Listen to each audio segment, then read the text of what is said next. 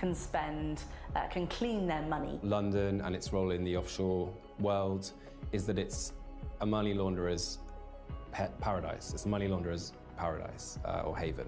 You know, it's a place where if you want to stash illicitly earned wealth, you can do so anonymously, and you can do so with relatively few checks and balances.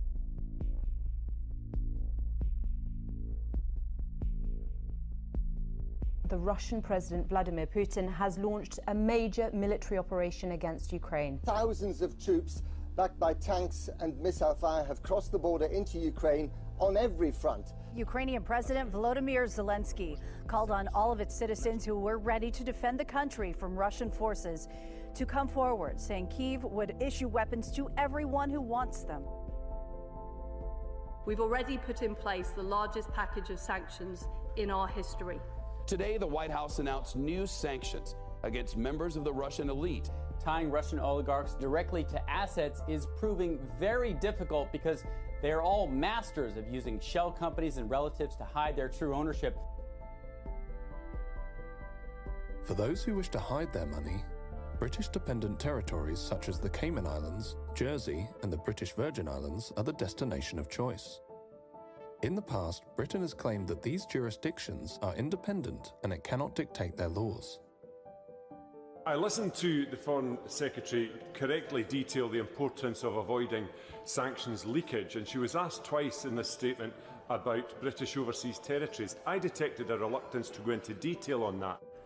I've been very clear that we will absolutely be including overseas territories in all of these measures we're taking. We contacted the Foreign Office because we wanted to ask them if they would now take similar action against illicit money from other countries. The Foreign Office declined to be interviewed for this documentary.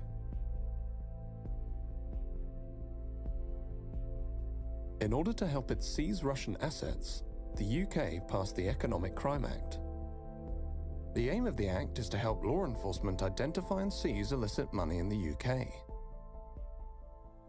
The recent Economic Crime Act basically passed into law that any trusts that are involved in the ownership network of a property now have to declare the beneficial ownership to HMRC. However, that trust register is not public, so we're not entirely sure what information is even on it, or whether that information is verified or how effective it is. Overseas trusts that own UK property will also have to register, well, under law will have to register there. I don't know how much that will be enforced in practice. It's hard to say. It's not really clear how exactly that's going to be implemented, and you know, so for example, if we look at the register of persons with significant control over UK companies, a lot of people complied with that. A lot of companies complied with that, but a lot didn't. They declared what appear to be potentially nominees. Now, the UK government has promised to reform Companies House. At the moment, Companies House is not empowered to check and verify the information that is submitted to it. It's quite possible to write down, like I said, Mickey Mouse or Donald Duck, not the real beneficial owner, and no one's really going to check that information. And so when we look at setting up something similar for the property register, you know, we're likely to encounter the same kind of problems. How many of them are actually going to comply? And if they do, how do we know that that's the real, you know, the real beneficiary who owns that? How do we verify that? It's not hard to see why UK companies have become a vehicle of choice for corrupt actors, for money launderers to use to move and hide their wealth, because the enforcement is weak. We wanted to speak to the NCA about what they felt would help them tackle the issue of money laundering in the UK. The NCA did not agree to speak to us. The NCA is a department of the British Home Office. We were interested to find out if the NCA felt it could act outside of the ministry it forms a part of, or whether its prosecutions were directed by the interests of the government, rather than in the interests of the prosecution of crime. In February 2022, The Guardian newspaper reported that the former Conservative minister, Lord Folkes, who attempted to introduce a public register of overseas property owners in 2017 and 2018, was approached by civil servants from 4 government departments who told him to drop the public register of overseas property owners. Lord Folks told the newspaper that it is a real irony that our reputation for protecting the rule of law is one of the things that attracts people who have very little regard for the rule of law themselves and come from countries which ignore it almost altogether.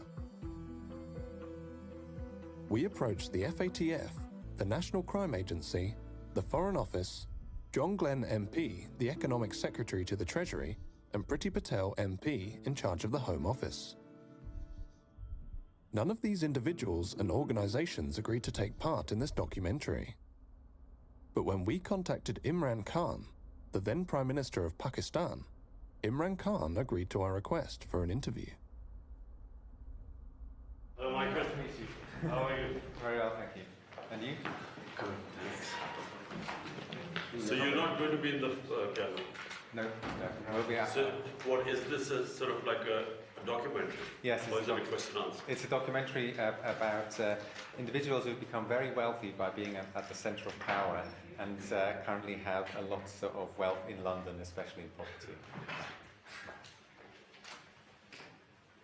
Corruption is not just an issue for Pakistan.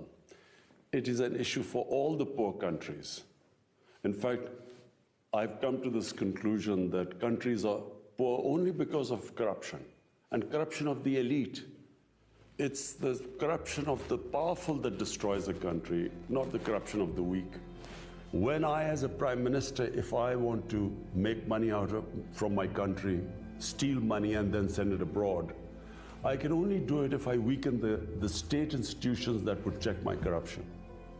So the institutions get corrupt, and they get weaker, and they cannot stand in front of the powerful. The richer countries must come forward and treat money taken out of poor countries, money laundered out of poor countries, the same way as terror financing and as drug money. Because these two, terror financing and drug money, affect the richer countries, the laws are very strict. But there's hardly any attempt to stop this plunder of the poor countries. I feel that there is no incentive for rich countries to repatriate money or take action against these people, because they benefit from them. There are countries that are benefiting from money stolen from our countries and which are parked there. They're benefiting from billions of dollars which flow into their properties and their businesses, stolen from this country. So what incentive would they have? We are the ones who suffer. And this is the dilemma. We don't have the resources to get the money back, and they don't have any incentive to send it back to us. So this is the big problem which the entire developing world is facing. I guess it's a question of now hiring more expensive lawyers abroad. But you see, when you look at the laws, they basically favor, I'm talking about the richer countries as a whole, they tend to favor the crooks. It is so complicated to get your money back.